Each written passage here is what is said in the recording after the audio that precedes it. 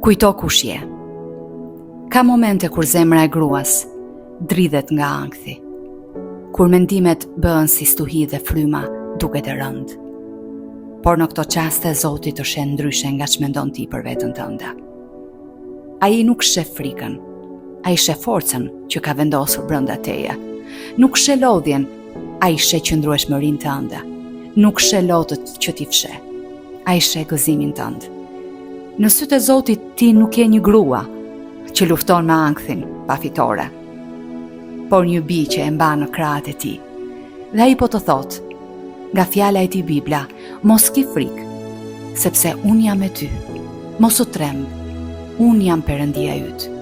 Unë të forcoj, po të ndihmoj dhe të mbaj me dorën e djathtë të drejtësisë sime. Kur ankthi të përpiqet të zërë frymën, ti kujto kush je.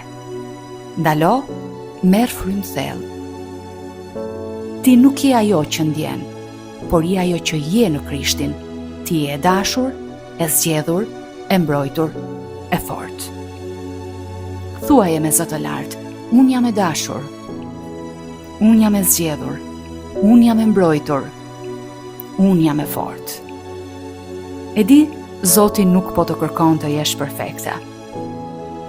Po të kërkon ti dorëzosh çdo ndjenjë, çdo frikë, çdo mendim në duart e tij, sepse aty në praninë e tij frika humbet fuqinë, e paqja e tij që te kalon çdo të kuptuar, mbush zemrën tënde, e sjell dritën përsëri. Bie Zotit, ngris syt lart. Ti je më shumë se sa ankthi yt. Ti je shtrenjta e Perëndisë që të njeh me emër, e të do me një dashuri të përjetshme, që kurrë nuk ndryshon.